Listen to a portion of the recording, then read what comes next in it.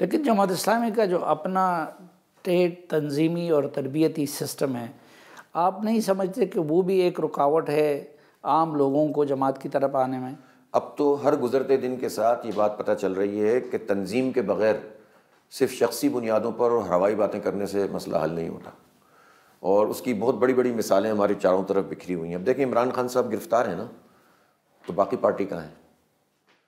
इमरान खान साहब गिरफ़्तार हैं, कारकुन गुस्से में हैं, कुछ लोग निकलने के लिए तैयार हैं, और दरमियान वाले इधर डूबे उधर निकले, केपी हाउस में डूबे, सीएम हाउस में निकले, कोई लाहौर में, कोई फला जगह है, और तंजीम नहीं है। तो डेफिशिएंसी क्या है? तंजीम की डेफिशिएंसी है। मैं समझता हूँ कि एक इम्तिजाज होना चाहिए, कम्बिनेशन होना चाहिए। कम्बिनेशन ये है कि आपकी तंजीम भी स्ट्रांग हो और उसके साथ साथ आप पब्लिक इशूज़ को भी लेकर चल रहे हो और आपके अंदर वुसअत पैदा करने की सलाहियत भी हो।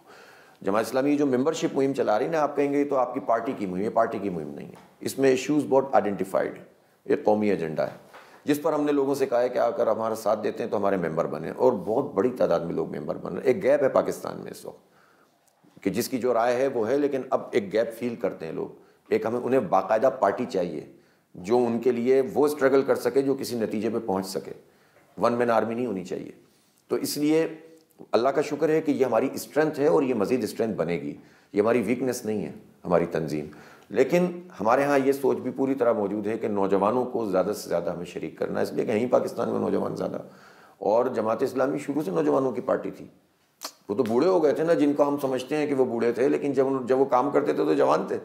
तो हम तो नौजवानों से कहते हैं कि भाई हमारे साथ शामिल हों, उन पर हम एतबार करें, उनको हम अकोमोडेट करें, छोटी मोटी गलतियाँ होंगी उनकी इस्लाह करें और एक अच्छे तरीके से आगे बढ़ें। तो अल्लाह का शुक्र है हम पेशरफ्त कर रहे हैं, और हमारी जो अवामी कमेटियाँ हैं ये एक बहुत बड़ा इक़दाम होगा आइंदा। आप देखेंगे कि हमारे प्लेटफॉर्म को वसी करने में। लेकिन रुकनीत के लिए जो सख्त शराइत है, देखिए एक कोर तो आपका होना चाहिए ना, एक कैडर तो ऐसा होना चाहिए जिस पर पूरी पार्टी खड़ी हुई होती है। अगर वो कैडर भी नहीं होगा ना, तो फिर उसके नतीजे में स्प्लिट बहुत आसानी से हो जाता है और फिर आज चीज़ें आपके कंट्रोल में नहीं रहती। तो बहरहाल पार्टियों में एक कैडर तो तरबियत, और हमारा कैडर ये थोड़ी है कि जिसको असला चलाना सिखाते हैं हम ये थोड़ी कैडर है कि जिसमें आपको पहाड़ों पे चढ़ना सिखाते हैं, बल्कि वो कैडर है जिसमें नमाज, रोज़ा, हज, ज़कात और अखलाकियात, मामलात, लेन देन ठीक होना चाहिए। तो ये तो वो है जो एक आम मुसलमान का वो है। कोई इजाफी तौर पर और कोई रुकनीत में हम कोई ऐसा थोड़ी बात करते हैं। हाँ, जमात इस्लामी क्या है? जमात इस्लामी फ़िरका परस्त तंजीम नहीं है। जो फ़िरकाबाजी पर यकीन रखता है वो जमात का रुकन नहीं बन सकता। जो शिया, सुन्नी, देवबंदी, बरेलवी सब में तकसीम करे वो जमात का रुकन कैसे बन सकता है? कौम परस्ती, हाँ कौमों के मसाइल हैं, मुश्किलात हैं, आप उस पर बात ज़रूर करेंगे, लेकिन तासुब नहीं करेंगे, कौम परस्ती नहीं करेंगे। आप किसी इलाके में मौजूद रहने वाले तमाम लोगों के मसाइल को उठाइए, लेकिन कोई महाजर को बुलाए, कोई पख्तून को बुलाए और इसकी बुनियाद पर तकसीम कर दे, ये हम नहीं चाहते। हम ये चाहते हैं सबको लेकर चलें और हर मजलूम की आवाज़ बने। और आपने देखा कि जो पूरा अरसा इस अरसे में गुजरा, जब रूस ने अटैक किया, लोगों ने बहुत कहा ना कि तो अमेरिका की जंग थी। अमेरिका वो 3 साल बाद आया था, लेकिन उस वक्त जो पख्तूनों के ऊपर रूस ने हमला किया था, तो जो कौम परस्त बने हुए थे वो रूस का साथ दे रहे थे। बाद में जब अमेरिका ने हमला किया तो कौम परस्त जितने थे वो सब अमेरिका का साथ दे रहे थे और ऐलान कर रहे थे ये फौजी ऑपरेशन होना चाहिए, वो फौजी ऑपरेशन होना चाहिए। तो ये अजीब ही दास्तान है। वैसे जमात इस्लामी उस वक्त भी इस पूरी बेल्ट के तहफ़्फ़ुज़ की बात कर रही थी और इसको उसके कल्चर और इस्लाम के साथ जोड़ती है। और आज भी हम बिल्कुल फर्म हैं कि फ़ौजी ऑपरेशन मसले का हल नहीं है। फ़ौजी ऑपरेशनों से दूरियां पैदा होती हैं, फ़ौज और अवाम में तकसीम पैदा होती है। मसले लोगों को का इंफ्रास्ट्रक्चर ठीक करो, उनको तालीम दो, उनको रोज़गार दो। बलोचों के साथ भी ये करो, पख्तूनों के साथ भी ये करो।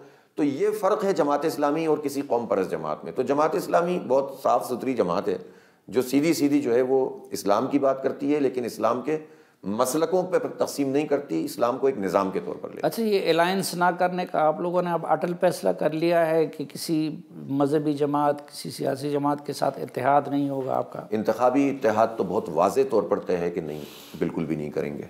अच्छा, जो मुश्तरकात के ऊपर मिलकर जिद्दोजहद करनी है वो भी अपनी शनाख्त बरकरार रखते हुए करेंगे। मसलन अगर फॉर्म 45 की बुनियाद पर कोई मूव चलती है, जमहूरी आज़ादियों पर कोई चीज़ चलती है, तो हम किसी के पास जा सकते हैं, कोई हमारे पास आ सकता है, बैठकर बात कर सकते हैं, सेमिनार कर सकते हैं, जलसे जुलूस भी इकट्ठे कर सकते हैं, लेकिन जमात इस्लामी की अपनी शनाख्त को बरकरार रखते हुए।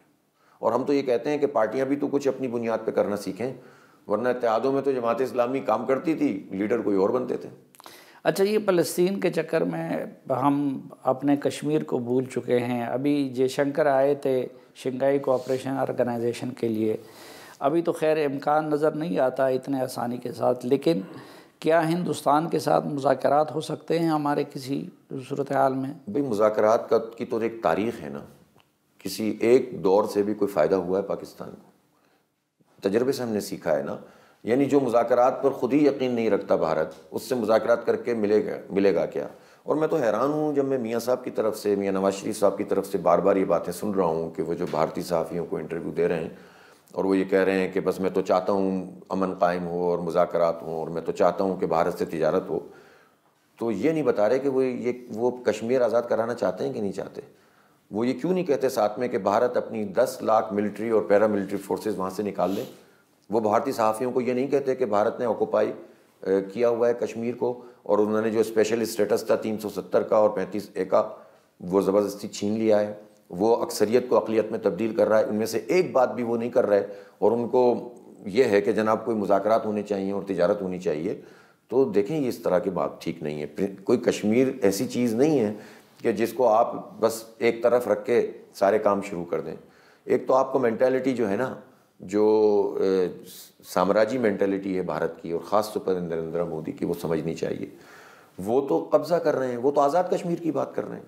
और जहाँ आपने फ़लस्तीन के हवाले से मौक़िफ़ की बात की, वो हमने तायीद की शहबाज शरीफ की, लेकिन हमें इस पर शदीद शिकायत है और हमारी रिजर्वेशन है और शदीद हम जो है वो इसको कंडम करते हैं कि जब शहबाज शरीफ ने यह कहा कि आज़ाद कश्मीर हम नहीं रहने देंगे। भाई, आप मकबूजा कश्मीर की बात करो, आज़ाद कश्मीर की बात क्यों करते हो? आप मोदी का एजेंडे पे बात क्यों करते हो? नहीं पता तो पता कर लो, थोड़ी सी ब्रीफिंग ले लो, और अगर पता करने के बाद भी ये बात कर रहे हो तो ये तो बहुत ख़तरनाक बात है। ये तो मोदी का एजेंडा है कि वो आज़ाद कश्मीर की बात करे। इसलिए कश्मीर जो है वो जाहिर है कि वो शहरक हर लिहाज से है ना, नज़रियाती शहरक भी है और हमारी माशी शहरक भी है, पानी हमारे वहाँ से आते हैं। लेकिन हाफिज़ साहब, ये भी होता है ना, तनाज़ात भी होते हैं। अब चीन और इंडिया के तनाज़ात भी हैं और उनकी तिजारत भी हो रही है। अमेरिका और चीन के तनाज़ात भी है और उनकी तिजारत भी हो रही है।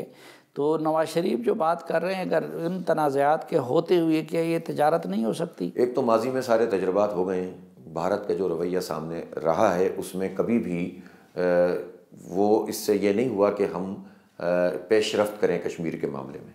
अगर तो ये तय कर लिया जाए, जैसा कि कुछ लोगों ने अपने तय ये तय करने की कोशिश की कि कश्मीर को एक तरफ कर दो और फिर अच्छे बच्चों की तरह मिलकर रहना शुरू करो, तो ये तो काबिल कबूल ही नहीं है ना। आप 1 लाख कुर्बानियों को एक तरफ तो नहीं कर सकते। आप कश्मीर अपने घर से कैसे दस्तबरदार हो सकते हैं? घर से दस्तबरदार होकर तिजारत होगी, घर से दस्तबरदार होकर आप बातचीत करेंगे।